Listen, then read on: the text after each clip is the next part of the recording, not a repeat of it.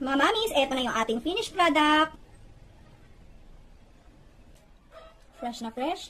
First, magpapainit muna tayo ng tubig. Ayan, kumukulo na.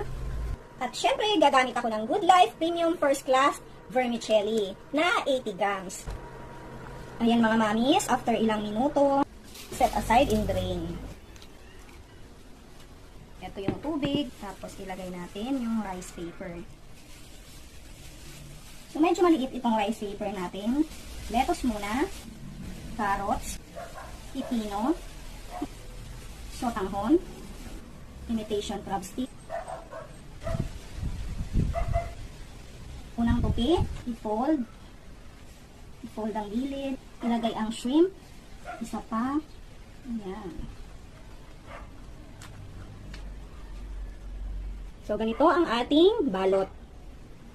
Kailangan natin ng peanut butter, mayonnaise, light soy sauce, honey, Good Life, sesame oil, i-mix na natin. Ilag tayo ng kaunting tubig.